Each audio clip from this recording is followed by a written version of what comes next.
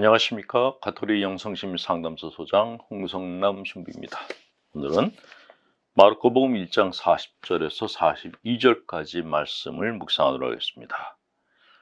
어떤 나병 환자가 예수님께서 도움을 청하였다. 그가 무릎을 꿇고 이렇게 말하였다. 선생님께서는 하고자 하시면 저를 깨끗하게 하실 수 있습니다. 예수께서 가엾은 마음이 드셔서 손을 내밀어 그에게 대시고 말씀하셨다. 내가 하고자 하니 깨끗하게 되어라. 그러자 바로 나병이 가시고 그가 깨끗하게 되었다라는 말씀입니다. 미사 때 성체를 모시고 싶어도 죄가 많아서 모시지 못하겠다는 신자분들이 많으십니다.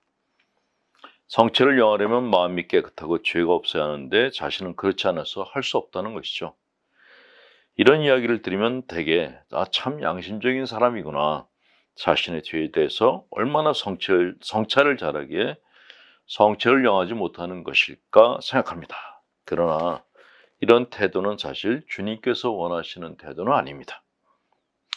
우리는 나병 환자를 좀 본받을 필요가 있습니다. 나병 환자는 주님께 도움을 청합니다. 선생님께서는 하고자 하시면 저를 깨끗하게 하실 수 있습니다. 이는 참으로 깊은 의미가 담긴 말입니다. 예수님 당대의 나병 환자들은 심한 정신적 학대를 받는 사람들이었습니다.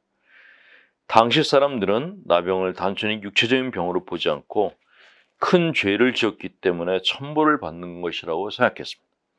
그런 까닭에 나병 환자는 육체적인 고통만큼이나 공동체에서 버림받았다는 정신적 고통에 시달렸습니다.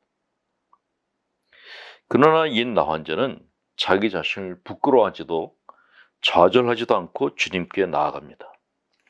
복음에 나오는 나병 환자를 통해서 우리는 성체를 모실 때 어떤 자세를 가져야 될 것인지 알 수가 있습니다. 주님은 언제든지 우리의 더러움을 깨끗이 치유해 주시는 분이십니다.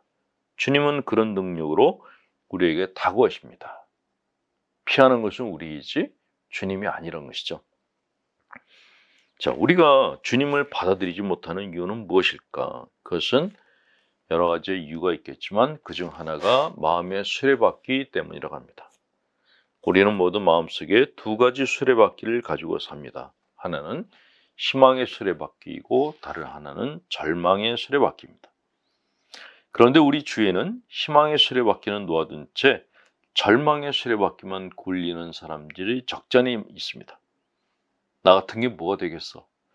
나 같은 건 하나님이 쳐다도 안 보실 거야 라며 절망의 수레바퀴를 줄기차게 돌리는 사람들. 스스로 처벌하는 삶을 사는 것입니다. 반대로 희망의 수레바퀴를 돌리는 사람들은 좀 더 노력하면 나아지겠지. 앞으로 주님이 더 좋은 것을 주실 거야 라고 생각하며 살아갑니다. 이런 사람들은 기꺼운 마음으로 성체를 모십니다. 허물 많은 자신을 받아주시는 주님께 감사하는 마음으로 살아갑니다. 복음에 나오는 나병 환자는 끊임없이 희망의 수레바퀴를 굴리며 살아온 사람입니다. 그래서 나병 환자라는 자신의 처지와 편견이라는 현실에서도 물러서지 않고 주님 앞에 나아가 자신의 병을 고쳐달라고 청할 수 있었던 것입니다. 이처럼 희망의 수레바퀴를 굴리는 사람들은 불행 속에서도 행복을 일궈내는 힘을 가지고 있습니다. 믿음을 가지고 청하기만 하면 주님은 언제라도 은총을 주십니다. 중요한 것은 우리가 마음속에 어떤 수레바퀴를 돌리고 있는가 하는 것입니다. 한번 조용히 앉아서 내 머릿속을 맴도는 생각을 자세히 들여다보고 기록해 보시기 바랍니다. 그리고 그것들이 어디에 속한 것인지 한번 구분해 보시기 바랍니다. 주님 앞에 무릎을 꿇은 나병 환자, 그의 모습은 여러 가지를 생각하게 합니다. 사람이 다른 사람 앞에서 무릎을 꿇는 일은 흔치 않습니다. 부모님이나 어른들 앞에서 무릎을 꿇기도 하지만 무릎을 꿇는 행위는 헌신 내지는 항복을 의미하기 때문입니다. 승자들은 패자의 무릎을 꿇게 했다 말하고 패자들은 승자 앞에서 무릎을 꿇는 치욕을 당했다고 말합니다. 무릎을 꿇는 행위가 인간사에서 얼마나 큰 의미를 갖는지를 알려주는 것입니다. 나병 환자는 주님 앞에서 무릎을 꿇습니다. 그리고 말합니다. 스승께서 하고자만 하시면 저를 깨끗하게 하실 수 있습니다. 나병 환자의 고백은 그냥 자기 병을 고치고 싶은 단순한 마음에서 나온 말이 아닙니다. 나한 자는 자신의 과거를 돌아보고 자신의 병이 자신의 마음의 병에서 왔음을 깊이 깨닫고 마치 고해성사를 보듯이 주님 앞에 무릎을 꿇은 것입니다. 그런 그의 모습을 보신 주님께서는 가엾은 마음이 드셨다고 합니다. 그가 겪었을 마음고생, 치열한 투병 생활이 당신의 마음을 아프게 했기 때문입니다. 내가 하고자 하니 깨끗하게 되어라. 당신이 그를 고치고 싶어하는 간절한 마음이 드러나는 말씀입니다. 자신의 과거를 후회하고 자책하다가 구렁텅이에 빠지거나 언덕 아래로 굴러떨어지는 사람들은 나 혼자 같습니다. 그 마음과 몸이 만신창입니다. 그런 절망의 상태에서 대부분의 사람들은 더 깊은 절망의 늪속으로 들어가려 합니다.